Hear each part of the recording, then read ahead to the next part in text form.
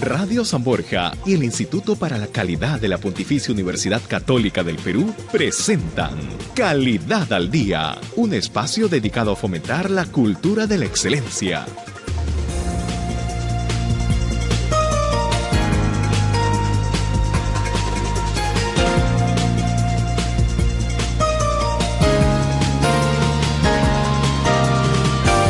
Hola, ¿qué tal? ¿Cómo están? Muy buenas tardes. Bienvenidos y bienvenidas a Calidad al Día, el programa de radio del Instituto para la Calidad de la Pontificia Universidad Católica del Perú. Bienvenidos todos y todas, por supuesto. Gracias por acompañarnos como cada miércoles en los 91.1 de Radio San Borja, líder en peruanidad. Nuestro programa, Calidad al Día, lo que de alguna manera pretende es llevarles a ustedes la posibilidad de aterrizar, de discutir, de debatir, de meterle el diente, digamos, a los temas que están ligados con el mundo de la calidad, que como habrán visto o habrán escuchado hace más de año y medio ya que estamos con ustedes al aire, lo que pretendemos es eso: debatir, abrir las líneas telefónicas, escucharlos a ustedes y a nuestros invitados en todo lo que tenga que ver con la cultura de la calidad, que además atraviesa muchísimos temas, y uno de ellos es el tema de la educación, por ejemplo, que será uno de los temas que vamos a abarcar en el programa de hoy. Vamos a hablar de los estatutos universitarios. La nueva ley universitaria ha obligado a las universidades a adecuar sus estatutos, si no a cambiarlos íntegramente, con respecto a la nueva norma. ¿Y esto qué significa? ¿Qué significa además en términos de la calidad de la universidad? Que es un poco lo que nos convoca en el programa. Nuestro invitado nos va a contar en torno a ello porque además el Consejo Nacional de la Educación está haciendo un trabajo muy interesante de acompañamiento de esos procesos, porque algunas universidades necesitan tener soporte técnico de esa medida, digamos. Así que vamos a hablar del tema educativo al comienzo. Luego nos aproximaremos al mundo de los fierros, al mundo de los autos. Hay un dato que es bien interesante, y es que el Perú tiene los gastos operativos para transportar un vehículo desde el puerto hasta los canales de distribución a nivel nacional con costos que son los más altos del mundo, o uno de los más altos del mundo. $1.05 por kilómetro. Por kilómetro. Multipliquen la cantidad de carros, multipliquen los kilómetros y multipliquen la cantidad de distribuidores a nivel nacional, y es un platal de dinero. ¿Cómo van a resolver ese tema? Bueno, hay propuestas que nos va a traer la gente de General Motors, que va a estar con nosotros más adelante también. ¿Por qué este tema en un programa que tiene que ver con la calidad? Porque si los indicadores nos están demostrando que los costos logísticos son altos, ahí tenemos un indicador de que la calidad de nuestra capacidad logística y la capacidad de distribución no es la mejor, y tenemos que abordar ese proceso y afrontarlo. Y hacia el final vamos a hablar de la gestión de resultados en el Estado. Oh, qué tema, ¿no es cierto? Para algunos es una utopía, un imposible hablar de gestión de resultados en la medida en que el proceso es tan engorroso y tan difícil y está sujeto a tantísimas arbitrariedades y por algunos casos, muchos de ellos atravesados por la corrupción. ¿Cómo medir que se está teniendo éxito en esa gestión, no es cierto? Bueno, de eso hablaremos también en el programa de hoy. Como ven, los temas son intensos. Contamos con su participación en el 641-2007, 641-2007. Y recordándoles que nos pueden seguir ustedes a través de la web www.radiosanborja.com. Ahí pueden ustedes seguirnos con el audio o en video si lo prefieren. Bueno, nada, nos vamos a la pausa. Pausa breve en Calidad al Día.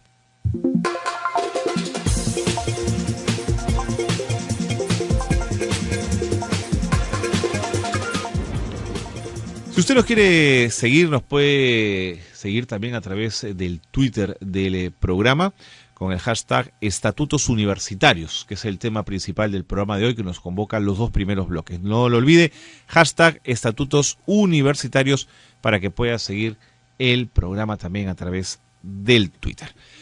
Ricardo Cuenca es integrante de la Comisión de Educación Superior del Consejo Nacional de Educación. Y es además un hombre que ha escrito mucho y está escribiendo e investigando mucho sobre educación, y creo que nos va a poder ayudar muchísimo esta tarde a entender el tema de los estatutos universitarios. Bienvenido, Ricardo, Un gusto conversar contigo siempre. Gracias por estar con nosotros. Muchas gracias, Carlos, por la invitación. Bien, ¿cómo va el proceso de adecuación de los estatutos? ¿Es un proceso que percibes todavía lento, en ciernes? ¿Tiene fechas además? ¿Cómo vamos? A ver, la buena y la mala. A ver. Empezamos por la mala para quedarnos con la sensación de buena. Va un poco lento y las fechas no se van a cumplir. Ajá. Sin embargo, entre otras cosas me he dado cuenta que normalmente la fecha no se cumple. Casi nada. En general la fecha no acuerdo. se cumple. La buena noticia es que el 77% de las universidades públicas institucionalizadas, es decir, que tienen una licencia definitiva de funcionamiento, que son 31, de ellas el 77% está ya con una asamblea estatutaria trabajando sus estatutos. Ok. Y eso es bueno porque al principio hubo una resistencia muy fuerte de las universidades, fundamentalmente las universidades públicas y las universidades privadas con fines de lucro, estos dos grupos de universidades, haciéndole mucha guerra, recordarás, a la ley universitaria. Así es.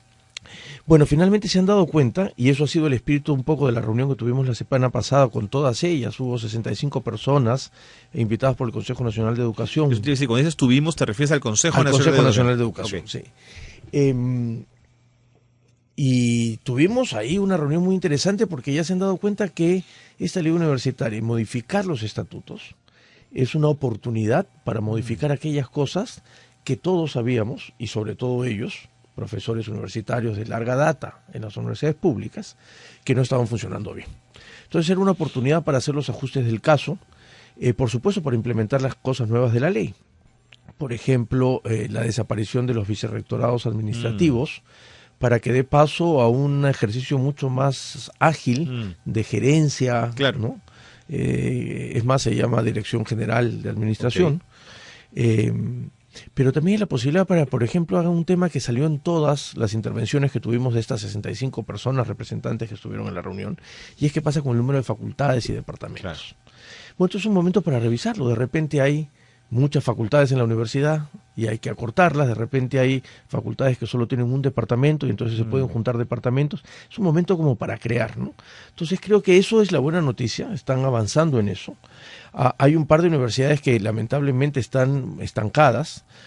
En honor a la verdad, yo no me hubiese imaginado que la Universidad Nacional Mayor de San Marcos, ¿no es cierto?, la emblemática universidad pública y la decana, esté atravesando problemas tan severos, ¿no es cierto?, no se ponen de acuerdo, o en la Universidad Pedro Ruiz Gallo hayan dos asambleas estatutarias a falta de una. Bueno, pero lo interesante es que el espíritu está en esta idea de ir avanzando, ¿no? Porque lo que yo siempre comentaba es que la ley universitaria afecta directamente y en primer lugar a las universidades públicas. Okay. Por eso, además, las universidades privadas, asociativas, es decir, que no tienen fines de lucro, ya casi todas tienen un estatuto. La Universidad Católica tiene sus estatutos aprobados, la Universidad ¿Ya en función a la nueva ley? Ya en función a la nueva ley. La Universidad Peruana Cayetano Heredia ya tiene nuevos estatutos, la Universidad del Pacífico ya tiene sistemas de gestión tan eficientes. Exacto. No les piden lo que les piden a las públicas, que tienen que formar un comité electoral, llamar a elecciones, tener una asamblea universitaria. Esta asamblea universitaria tiene que estar compuesta por una repartición de profesores en todas las categorías y estudiantes. Y ellos elaboran los estatutos. De acuerdo. ¿Qué ocurre con las según la ley, con las universidades privadas con fines de lucro, Ricardo?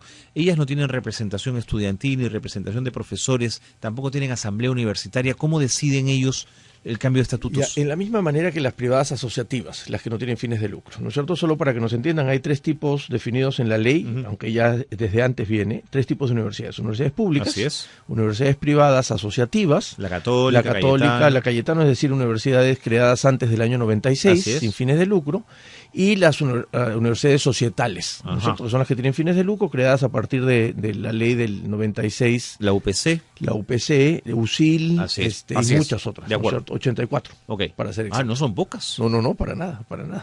84. No son pocas. No, 84. En este proceso, ¿cuándo comienza a intervenir la SUNEDU, que es esta Superintendencia Nacional de Educación? A ver, eso es un tema que nos coloca en la vanguardia.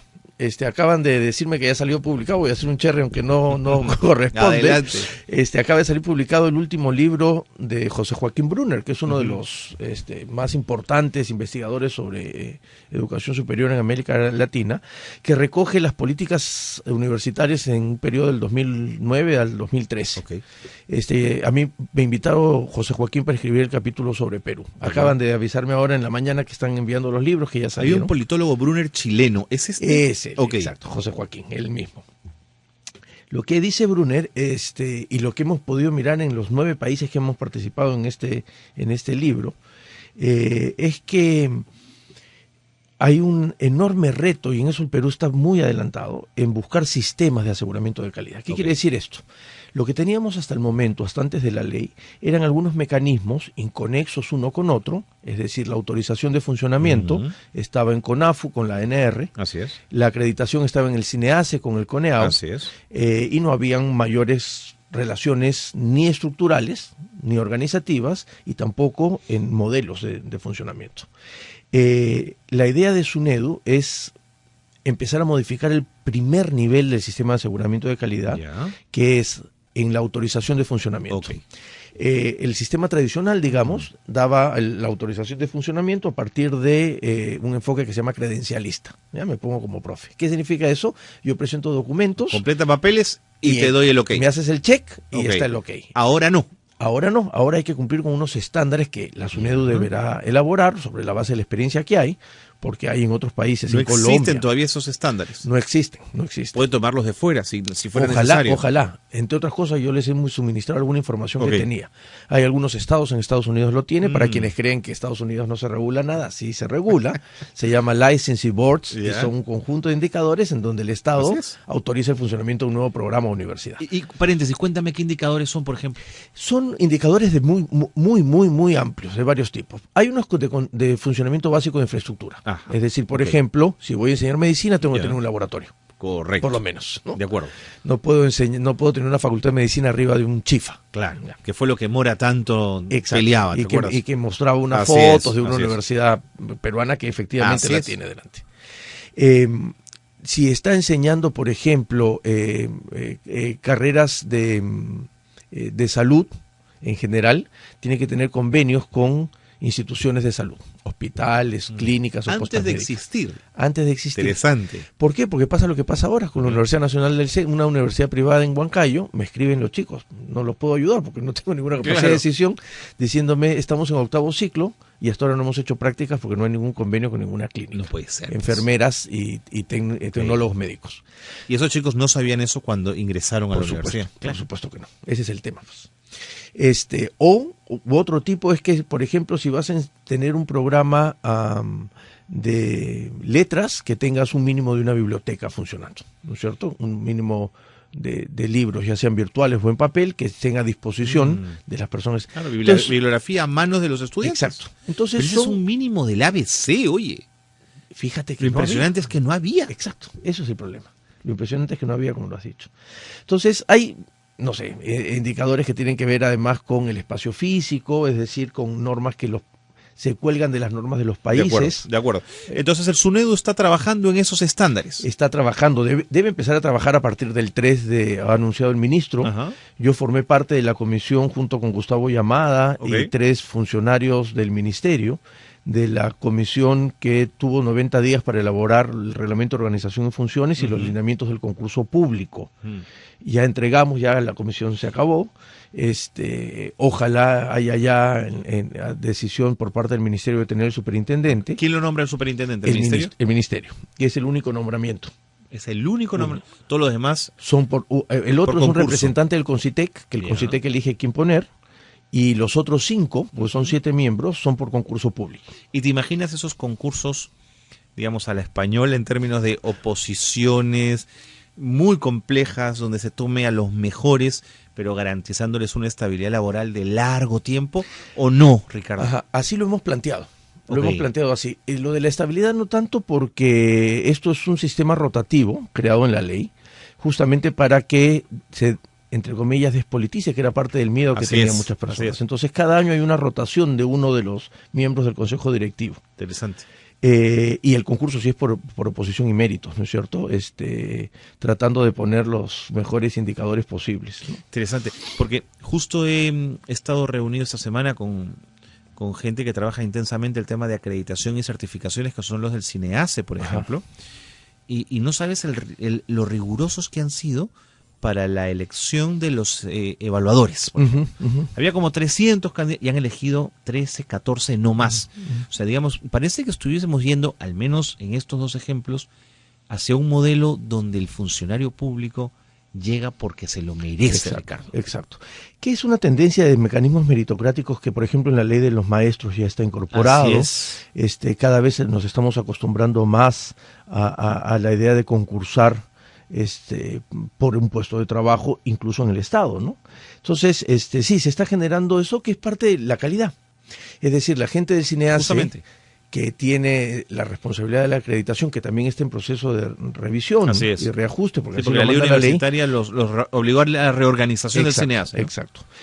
Hasta donde tengo entendido, ya hay una versión final de la propuesta. ¿Ya? Es una comisión muy potente, formada por Fabiola León Velarde, la rectora de la Universidad Cayetano Heredia, por Dante Córdoba, exministro de Educación y muy conocedor de la educación técnica, y por Efraín González de Olarte, vicerrector académico de la Universidad Católica, más algunos funcionarios del ministerio, porque ese es el segundo escalón de ese sistema de aseguramiento de calidad.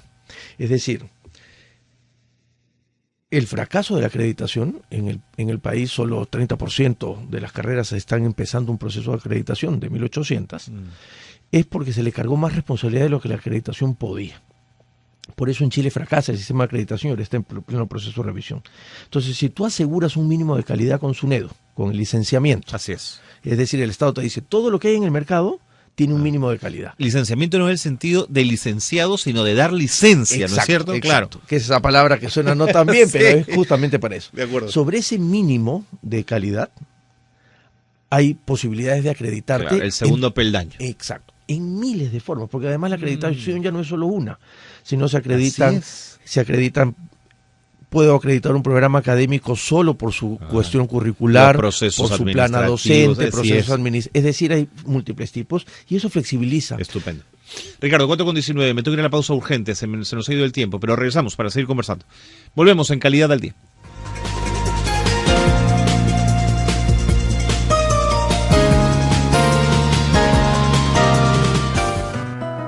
Buenas prácticas de calidez. Escucha, entiende y gestiona eficientemente las observaciones del cliente. Ya volvemos con Calidad al Día. 91.1 FM, Radio San Borja Identidad. 91.1 FM, líder en peruanidad.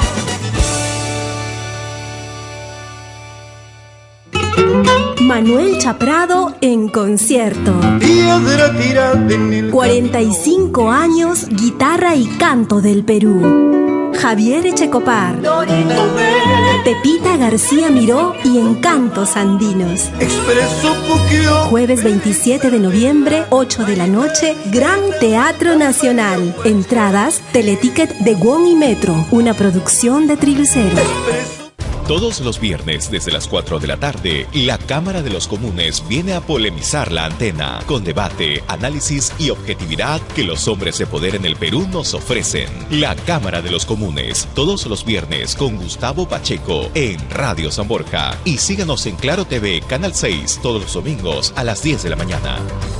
Todos los sábados de 4 a 5 de la tarde, Entre Café y Café, donde encontrarás más que una noticia. Entre Café y Café, por Radio San Borja 91.1, líder en peruanidad. Es una producción de la Escuela Profesional de Ciencias de la Comunicación de la Universidad de San Martín de Porres.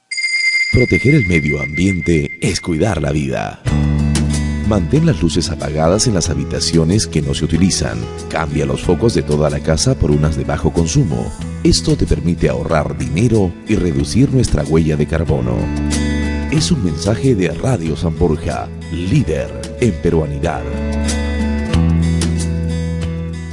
Continuamos con Calidad al Día. Buenas prácticas de calidez. Responde en menos de 24 horas las solicitudes de tus clientes internos y externos.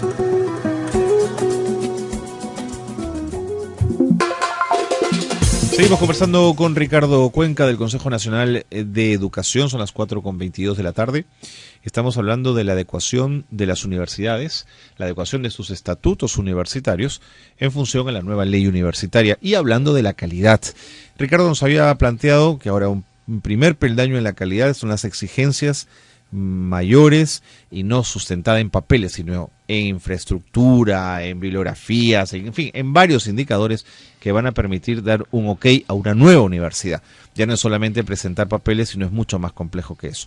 El segundo peldaño era la acreditación y la certificación que venía a nivel del CINEACE, que es esta organización encargada de estos temas. Ahora, tienes la sensación que este proceso de aseguramiento de la calidad, que era otra de las dudas que generaba el SUNEDU, ¿están todos los candados cerrados para evitar la politización del sistema, Ricardo? ¿O hay algún temor que todavía puede quedar por ahí? A ver, yo creo que están todos cerrados, ¿no es cierto? De 7 miembros del Consejo Directivo, que son los quienes toman la decisión final, 5 se hacen por concurso público, un concurso renovable, como conversábamos, de cada uno de los funcionarios. De estos 5 es un concurso, además de méritos públicos, se va a formar una comisión ad hoc para convocar este concurso de personas notables para que lo puedan hacer. Entonces, no hay, creo yo, mayores posibilidades para esta politización.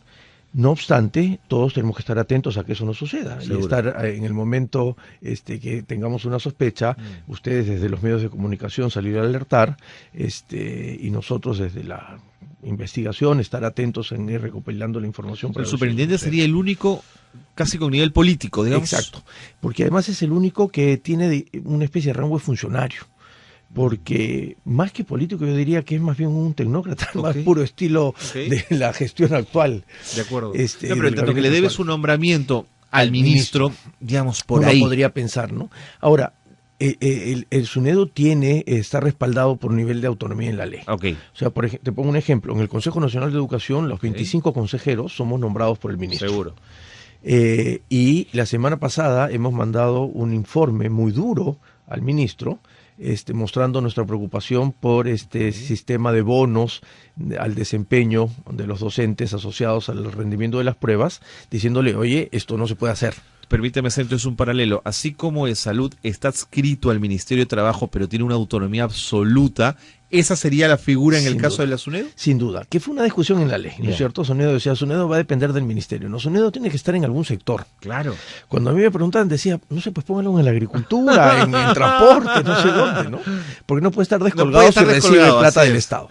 Pero tiene absoluta autonomía, ¿no? De hecho, es posible pertenecer, es decir, estar adscrito a un sector y tener absoluta autonomía, salvo la Superintendencia de Banca y Seguros por Constitución. Todas las demás superintendencias están adscritas a un sector.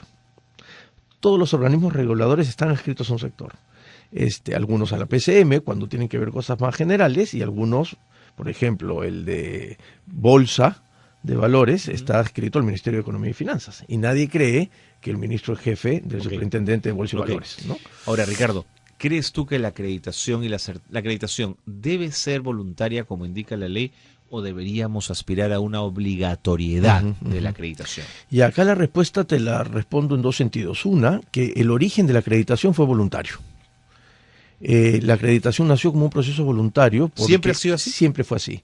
Porque se inicia hace mucho tiempo en Estados Unidos, pero se consolida en los 60, porque la acreditación tenía la finalidad de suministrar información al mercado. A pesar de que el enfoque utilizado en América Latina es para asegurar calidad y el enfoque utilizado en Europa es para intercambio profesional. Entonces no es una sola acreditación. La Sorbona dice, yo no tengo que acreditarme ante nadie, ¿no es cierto? Pero lo que sí tengo que hacer es aceptar o hacer valer o exigirle que otra universidad tenga los mismos valores equiparables para que mis profesionales puedan moverse en la zona euro. De acuerdo. Entonces el origen fue voluntario siempre. Y el segundo sentido es que los países tomaron la decisión, cosa que el Perú también ha hecho, de hacer obligatoria algunas carreras que considera que son de un valor la acreditación obligatoria para algunas carreras que considera que son de un valor importantísimo para el bien común, digamos. Medicina, por ejemplo. Medicina, educación y derecho. Ok. ¿No es cierto? Es decir, justicia, educación y salud debería estar salvaguardado con más de una paso de la acreditación. No me basta con este mínimo, sino que tengo que obligarte a que a partir de ese mínimo te acredites, ¿no? En la mayoría de los países eso fue más o menos un acuerdo tácito, es decir, que el Estado resguarda estos 3 sectores que son fundamentales para el desarrollo del país y demás. Entonces, y eso tiene que ver con que si el licenciamiento, es decir, si la autorización de funcionamiento ya no es basada en documentos, sino en estándares, yo puedo liberar un poco de responsabilidad a la acreditación y decirle, mira, el asegurarme que hay un mínimo de calidad, te lo pongo en el peldaño primero. Estos mínimos exigibles. Y los máximos aspirables de la calidad se los coloco en la acreditación o en una pata de un sistema de aseguramiento de calidad que el Perú no tiene todavía, no ni siquiera está en la ley, que se llama auditoría académica, que solo lo tienen los sistemas muy consolidados. Brasil está empezando. ¿El Estado? No, la propia universidad. La propia universidad se audita a sí misma. Sí, a partir de unos indicadores que el Estado da. Ok. Porque como son indicadores caros, por ejemplo, nivel de desempleo o subempleo profesional. De acuerdo. No en agregados, que es como trabaja la Pacífico. Claro. Dice eso, Gustavo dice, hay 40% de subempleo profesional en el país. Eso es un estudio que se puede hacer en un centro de investigación, porque digamos es sobre unas bases de datos. Pero si yo quisiera decir, hay un 40% de subempleo profesional de ingenieros mecánicos, eso costaría muchísimo hacer y solo el Estado tiene los recursos como para hacerlo. Entonces, lo que se hace en este nivel, tercero y último nivel de calidad, de aseguramiento de calidad, es que el Estado proporciona un conjunto de indicadores muy sofisticados que van a permitir a las universidades a sí mismas demostrar que han llegado a esos máximos aspirables. Entonces, el Estado te dice, hay un 70% de ingenieros mecánicos en subempleo. Y entonces las universidades que tienen carreras hacen un seguimiento de sus egresados y tratan de decir, mira, los míos están todos adentro. De acuerdo. ¿No es cierto? Contrachequeado con ese 40%. Claro, lógico. Entonces, ahora, esos son niveles mucho más complejos y consolidados de los sistemas, ¿no? Nosotros hemos empezado, creo yo, bien con SUNEDU. Ojalá funcione bien. Yo soy el más interesado, yo la defendí mucho y ahora soy el más interesado en que funcione bien y que el primer consejo directivo la calidad sea, de la educación, ¿cómo no apostar por ello? Una última. ¿Qué va a pasar si el Tribunal Constitucional acoge la solicitud de inconstitucionalidad de la norma recién creada, de esta ley universitaria? ¿Se va todo al traste, Ricardo? Se va. Yo confío en lo que dijo César Landa, ¿no es cierto? Que es un constitucionalista absolutamente serio, diciendo que primero no hay jurisprudencia de que piensen que toda una ley no es inconstitucional. Probablemente van a observar algunos artículos, los que yo creo que son los fundamentales, que tienen que ver con el aseguramiento de la calidad, probablemente movido por mis propios proyectos de investigación. En lo que veo es la parte fea del sistema, porque trato de ver cómo se están incluyendo las poblaciones tradicionalmente excluidas de la educación superior y están accediendo a algo de muy poca calidad. Entonces, esa parte no creo que la toquen, espero que no. Ricardo, nos tenemos que ir, son las 4:30 de la tarde. No sé si tienes algo más que añadir. Invitarlo solamente a que mañana iniciamos en el Consejo Nacional de Educación el encuentro macrorregional Centro-Oriente con 10 regiones del país, en la que la Mesa Interinstitucional de Gestión Descentralizada y el Consejo ven qué es lo que pasa con las políticas macrorregionales, esta vez hasta el año 2018. ¿Es un evento abierto? Es un evento abierto, perfecto. Por supuesto, en la página web del Consejo está toda la información. Muchas gracias, Ricardo Carlos. Conca, gracias. No por estar aquí, sino por los esfuerzos del Consejo Nacional de Educación por acompañar todos estos procesos tan importantes. 4:31, volvemos.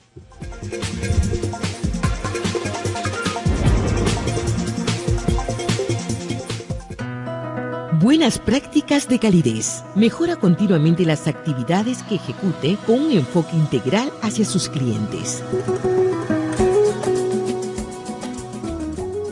Ya volvemos con Calidad al día. Esto sucedió un 26 de noviembre. En 1504 fallece Isabel la Católica, reina de Castilla desde 1474 hasta 1504. En 1897 nace en Tarma el general Manuel Odría, presidente del Perú de 1948 a 1956. Destacó por sus obras en beneficio de la gran obra educacional y la seguridad social, además de la recuperación de la economía del país. Esto sucedió un 26 de noviembre. Radio San Borja, líder en peruanidad. San Borja Noticias presenta el avance informativo de esta hora.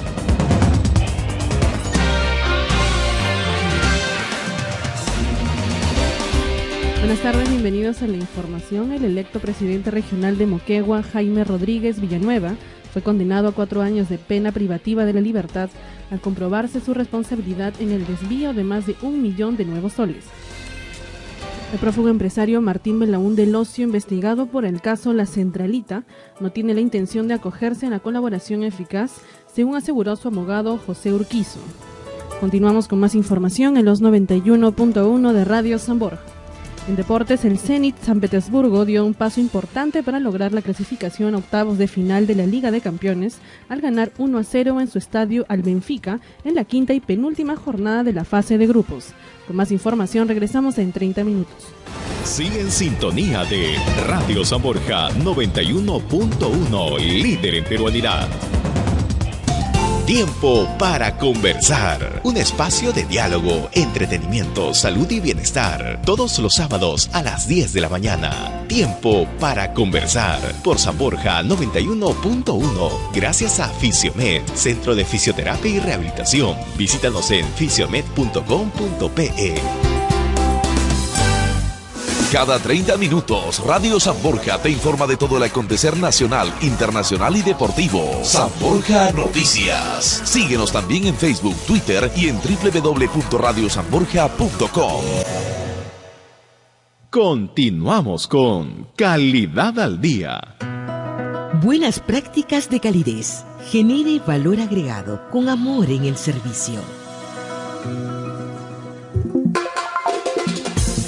Muy bien, continuamos en el programa y nos metemos en el mundo de los fierros. A propósito del Motor Show 2014, que no solo es un evento que permite aproximarnos a los autos en función a qué auto queremos, qué auto imaginamos, qué auto deseamos, sino también es un espacio donde se discuten y se debaten temas ligados al mundo automotriz.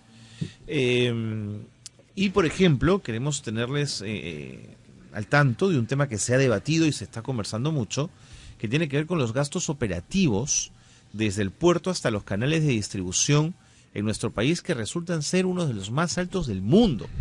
¿Por qué ocurre esto? Yuri Falla, gerente global de compras y cadena de suministro de General Motors, está con nosotros. Yuri, bienvenido. Muchas gracias, Carlos. Radio escuchas. Muchas gracias por la invitación. ¿Por qué es tan caro tener un auto en tienda? Bueno, realmente... ¿Dónde está el cuello de botella? Bueno, hay varios cuellos de botella definitivamente. El número uno es la baja competitividad que tenemos a nivel de servicios logísticos, ¿no? Uno. Número dos, la falta de infraestructura. ¿En puerto? En puerto y en carreteras. Y en servicios logísticos en general, Okay. ¿no? Tenemos una pobre infraestructura. Tenemos un gap a nivel de servicios logísticos relacionados con el transporte de aproximadamente 21.000 millones de dólares hacia el 2020. Entonces, estamos hablando de retos muy grandes que tenemos para poder enfrentar, digamos, las exigencias que tienen los clientes hoy en día, ¿no? Esa es una de las razones por las cuales los costos logísticos son muy altos. La competitividad, la falta de infraestructura, también la capacitación que necesitan los líderes en el sector logístico también está muy desfasada, ¿no? La integración de la cadena con proveedores, clientes, líneas navieras, el transporte, etcétera, también está muy desligada, ¿no? ¿Cuánto cuesta por kilómetro recorrido tener un auto en tienda? Yuri, en promedio? En promedio a nivel nacional está alrededor de entre 1.05 a 1.15 dólares por kilómetro. Explícanos esa cifra, cómo la obtienes y si es muy alta en relación a nuestros pares latinoamericanos. Bueno, definitivamente es la más alta de la región, ¿Ya? ¿ok? Y se construye multiplicando o calculando el número de kilómetros recorridos desde el puerto del Callao hacia el punto de entrega del vehículo a nivel nacional, ¿no? Por el costo del flete de cada punto a entregar, ¿no? Bien. Entonces es un promedio simple en realidad, ¿no? Que se construye el total de dinero entre los kilómetros recorridos, ¿no? Entonces, ¿qué pasa? Que el transporte dentro de Lima, a excepción de algunas marcas premium, ¿no? Que se hacen en contenedores, ¿no? Todo es 1 a 1, ¿no? Es un chofer por un vehículo. 1 a 1. Así es. Pero ¿y estos camiones cigüeñas que pueden llevar 8, 10 vehículos? ¿Qué pasa con ellos? Bueno, hay algunas empresas que tienen servicios muy, muy puntuales y focalizados dentro de Lima y también, obviamente, hacia provincias, ¿no? Pero son iniciativas que no están integradas de manera nacional, ni tampoco hacia el puerto, ni hacia hacia centros de distribución. Pero ¿no? tus costos suben porque tienes que gastar en gasolina, tienes que gastar en una persona que conduce el vehículo, Correcto. y a la que hay que pagarle, por supuesto, por su servicio, la posibilidad de un accidente en el camino. Bueno, sí, definitivamente el porcentaje de daños y faltantes, obviamente con el cual viene el vehículo a puerto, son bastante altos, es alrededor de 20%.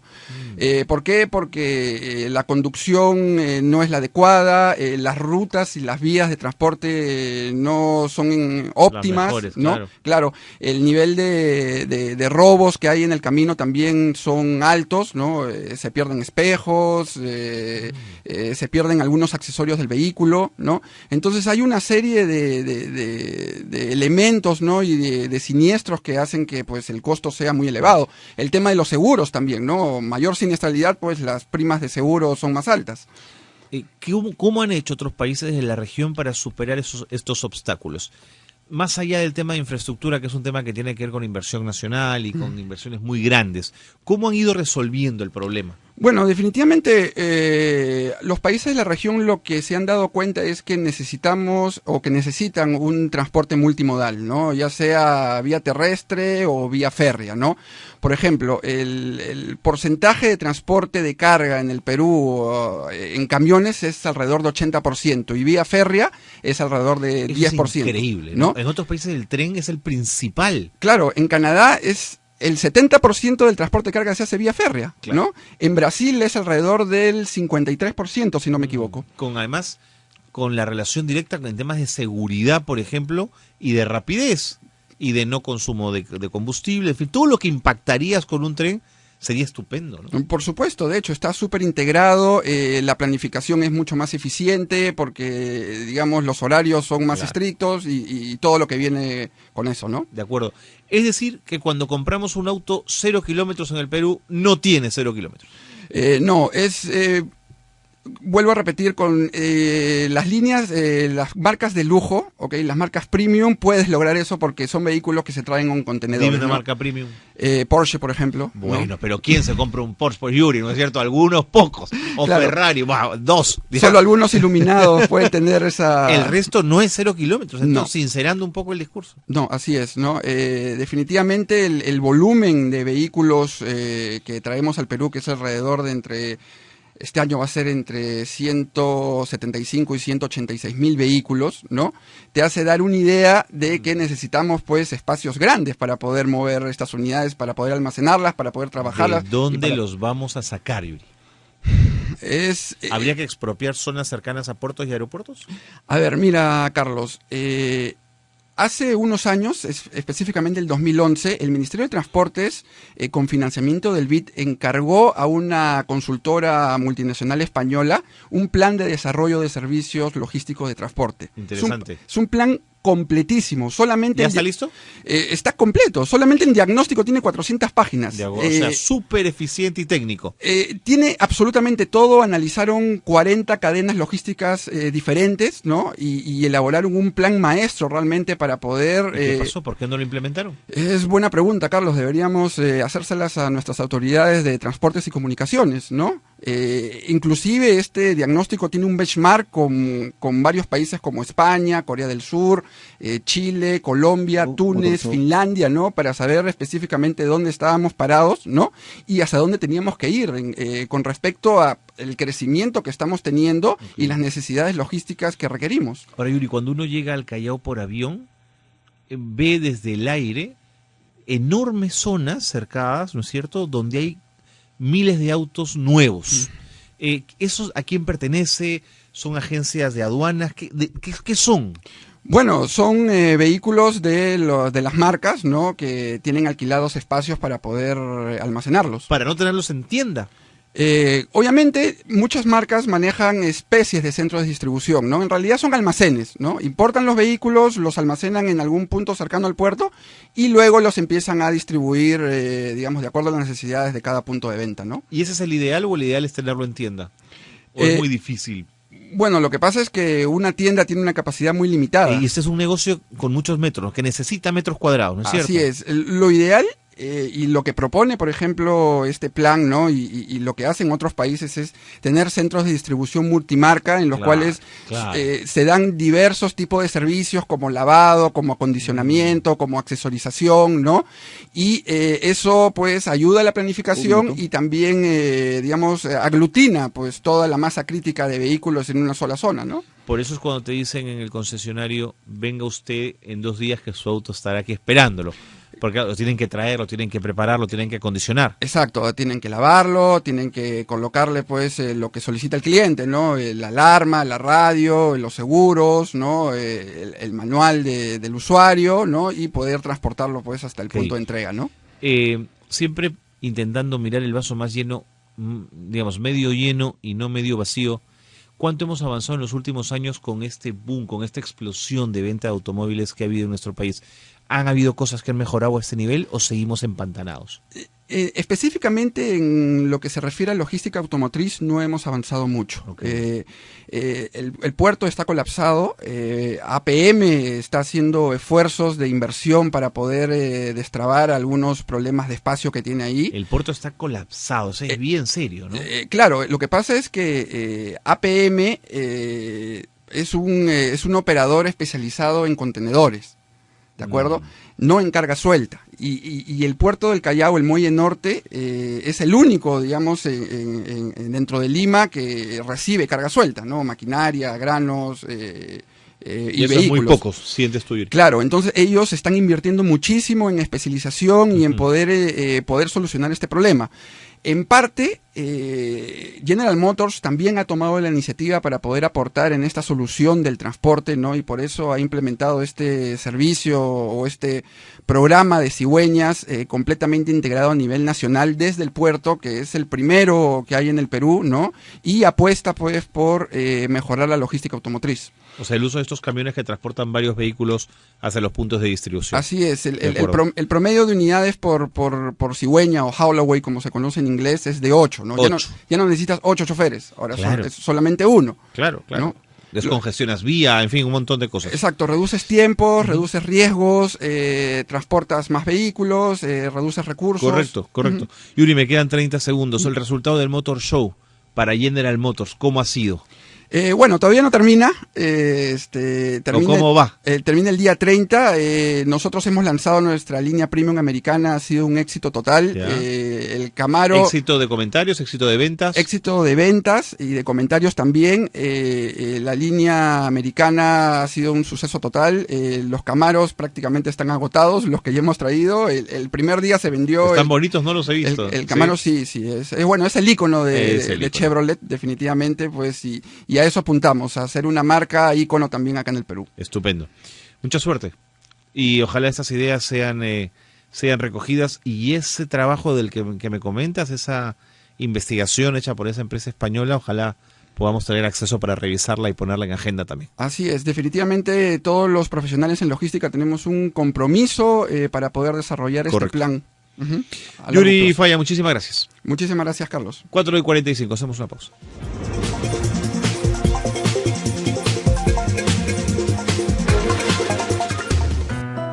Buenas Buenas prácticas de calidez. Utilice la retroalimentación del cliente para evidenciar las mejoras en los grupos de trabajo. Ya volvemos con Calidad al Día. 641-2007. Tus comentarios y sugerencias, pedidos musicales y mucho más. 641-2007. 641-2007. Número de cabina de Radio San Borja. Todos los sábados de 4 a 5 de la tarde, Entre Café y Café, donde encontrarás más que una noticia. Entre Café y Café, por Radio San Borja 91.1, líder en peruanidad. Es una producción de la Escuela Profesional de Ciencias de la Comunicación de la Universidad de San Martín de Porres.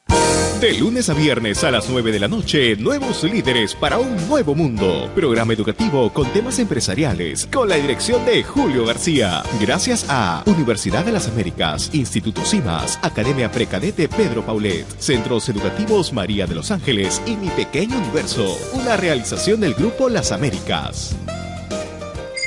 Proteger el medio ambiente es cuidar la vida. El reciclaje es una de las maneras más fáciles de combatir el calentamiento global, ya que evitamos generar mayor contaminación. Por ello, separa el plástico, el metal, el vidrio, el papel y las pilas, cada uno en su recipiente correspondiente. Es un mensaje de Radio San Borja, líder en peruanidad. Continuamos con Calidad al Día. Buenas prácticas de calidez. Incentive la orientación adecuada de clientes y visitantes. Muy bien, continuamos en el programa. Seguimos en Calidad al Día, el programa del Instituto para la Calidad de la Pontificia Universidad Católica del Perú. Durante la realización de un proyecto suele suceder que no se cumple necesariamente con la programación. Y la pregunta es, ¿por qué?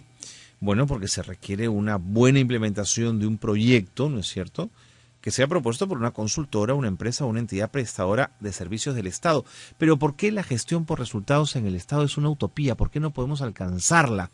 Gabriela Cáceres, especialista en comunicación organizacional, está con nosotros. Gabriela, bienvenida. Hola, buenas tardes, Gracias Carlos. por estar con nosotros. Gracias por la invitación. ¿Por qué en el Estado una gestión por resultados es una utopía? A ver, utopía yo creo que todavía es muy grande. Okay. Yo creo que hay ejercicios importantes que se están dando a nivel sectorial, pero todavía como experiencia piloto, porque esto es una cultura que hay que ir cambiando, ¿sí? Es decir, hace más o menos 20 años, la primera gran pregunta para tener el presupuesto por resultados fue, no es lo que haces, sino lo que produces. Okay. Entonces, esas dos preguntas te dan un cambio radical. Entonces, si tú dices, yo estoy trabajando en tal entidad, en tal sector, y produzco X número de documentos para que se produzcan X número de resultados concretos.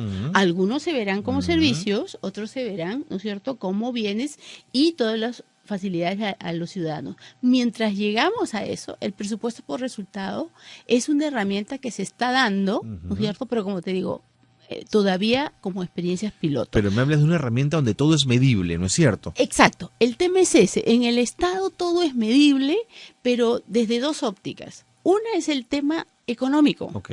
¿Ya? Y dos es el tema de gestión. Es decir, tú puedes tener todo tu presupuesto, al revés, tú puedes tener todos tus ejercicios de planificación, pero lo que manda, sí, solo sí, es el presupuesto. Y la capacidad de gestión de cada sector en tanto, ¿no es cierto?, el cumplimiento de tu gasto. 1, 2.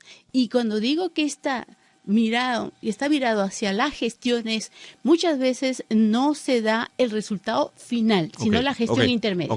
Es decir, por ejemplo, en comunicaciones siempre te van a decir la típica, ¿cuántos folletos hiciste? ¿Vale? Entonces, si tú lo trasladas al mundo privado, es absolutamente secundario cuánto gastaste en la gestión, sino cuánta gente te compró tu producto. Correcto. Entonces, si lo volvemos al Estado, yo lo que tengo que decir es cuánta gente está informada, ¿no es cierto?, del servicio que voy a brindar, cuánta gente cambió su comportamiento, porque necesitamos conductas saludables, adecuadas al medio ambiente, ¿no es cierto? Etcétera, de buenas prácticas en todos los sectores. ¿Cuánta gente está informada? ¿Cuánta gente cambió su conducta? ¿No es cierto? ¿Y cuánta gente tiene una actitud positiva? De acuerdo. Hacia la conducta. Pero, entonces, perdóname, sí, solo para por favor, terminar la idea. termina, sí. Entonces, esa es la gran diferencia. Mientras que a mí me presupuestan por el material, ¿no es cierto? Yo todavía, dentro de mi presupuesto, dentro de mi planificación, no está la meta real, que es X número de ciudadanos informados, actuando, ¿no es cierto?, en las conductas, en las buenas prácticas que debieran. Ese es el punto. Pero Gabriela, aquí de lo que estamos hablando es de cambiar completamente la forma de entender y de pensar los objetivos que tienen las organizaciones, ¿no es cierto? Exacto. Pero ahí hay mucha resistencia, hay mucha gente acostumbrada a un estilo tradicional de gestión y le estamos diciendo, ahora todo va a cambiar y todo va a depender del resultado. Y no se ubican. Exacto. El problema es que, como te digo, estamos pasando por una transición. Yo quiero creer, además, que estamos en una transición importante por la intervención de Servir. O sea, tú hace 15 años no podías imaginar, ¿no es cierto?, que a un gerente de las calificaciones que está, ¿no es cierto?, certificando Servir, le vas a decir que va a tener estabilidad. ¿No es cierto? Porque es una palabra casi prohibida, menos en el Estado. Entonces, pero ¿qué está significando? Que ese cambio del chip es, yo tengo un profesional, ¿no es cierto?, que independientemente de cualquier color político, me garantiza resultados. Primero, atiende al Estado. De acuerdo. Segundo, más importante, atiende al ciudadano a través del Estado. Así es. ¿No es cierto? Entonces, eso significa, sobre todo, que su responsabilidad va a ser de resultados directos y no del vaivén, ¿no es cierto?, que tenga que ver con esos cambios. De acuerdo. Ese es el cambio del chip principal. Pero cuando medimos, por ejemplo, en salud, gestión de resultados, tenemos, por ejemplo, un número de pacientes atendidos, por ejemplo. Pero habrán otras cosas que sean mucho más difíciles de medir. Por ejemplo, el Viceministerio de Interculturalidad. Cambio del racismo en la población. Eso es muy complicado de medir. ¿Cómo haces en ese caso? Pero es complicado, pero es importante cuando tú lo pones sobre metas comunicacionales, justamente. Es decir, yo con una campaña de comunicaciones voy a cambiar el racismo, obviamente no. Pero lo que sí tengo que hacer es una mirada integral, y ahí está la intersectorialidad del Estado, ¿no es cierto?, con la sociedad civil. Es decir, yo tengo que revisar uno a uno cómo están educando a nuestros niños desde el primer grado para que las diferencias étnicas sean asimiladas como una facilidad y no como una dificultad. Primero, la parte educativa. Segundo, la parte de los comportamientos. ¿No es cierto? Estamos hasta acostumbrados, entre comillas, a decir cholo, de cariño. Y cómo sutilmente es este cholo, o sea, cómo cambia, ¿sí? Cómo se convierte en ¿no es cierto?, un agravio. En un agravio. Entonces, el racismo, por ejemplo, y el ejemplo que tú has puesto me parece encantador para clarificarlo, es eso, es una parte educativa muy fuerte, es una parte comunicacional que tiene que ver con, no seas racista, seas seas artista. Yo no le voy a decir no tome Coca-Cola. Así es. Pero, por ejemplo, ¿qué tal, no es cierto? Si, y no te digo que seamos revolucionarios, ¿qué tal si somos más Benetton?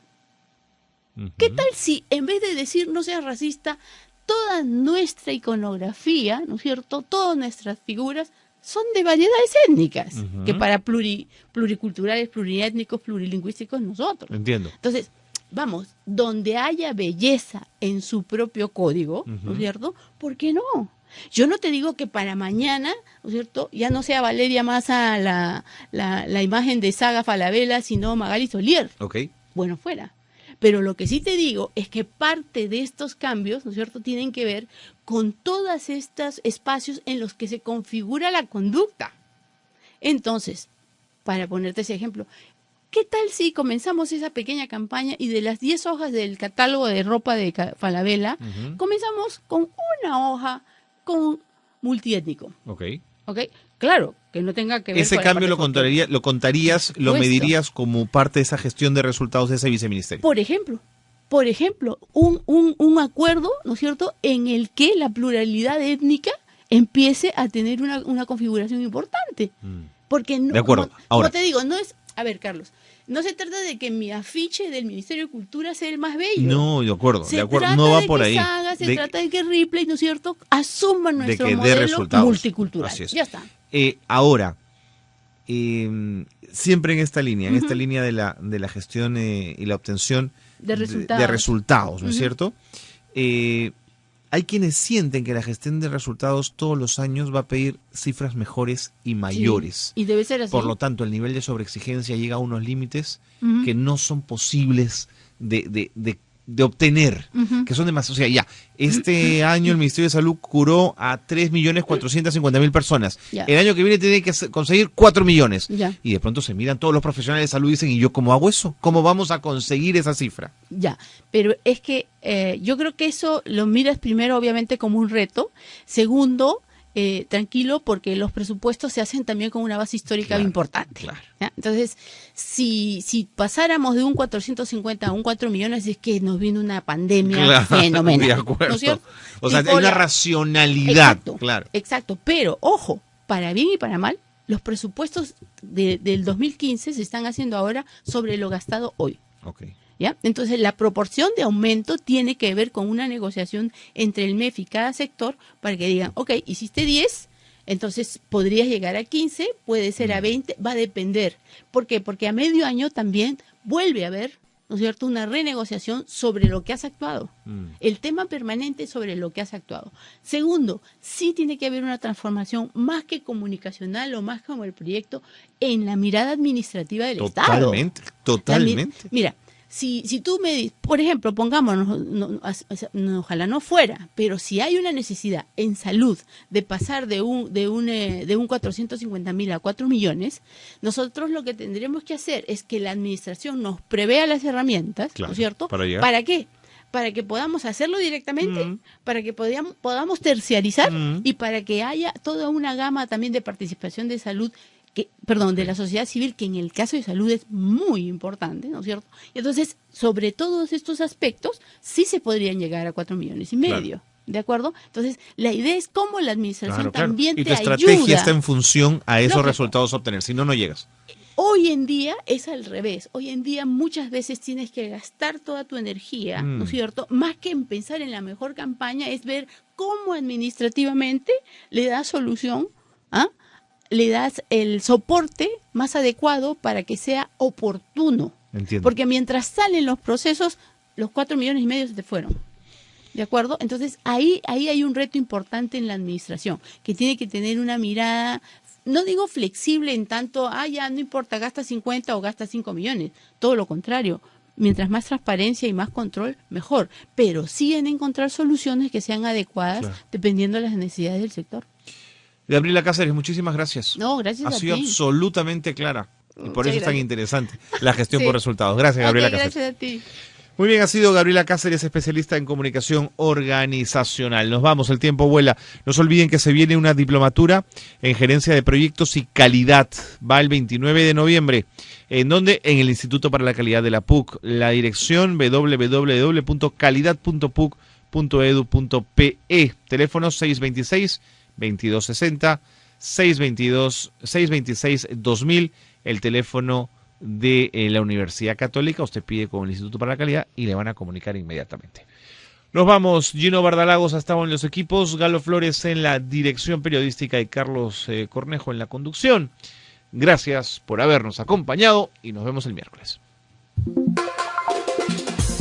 Radio San Borja y el Instituto para la Calidad de la Pontificia Universidad Católica del Perú presentaron Calidad al Día, un espacio dedicado a fomentar la cultura de la excelencia. Los esperamos el próximo miércoles a las 4 de la tarde, aquí en Radio San Borja 91.1, líder en peruanidad.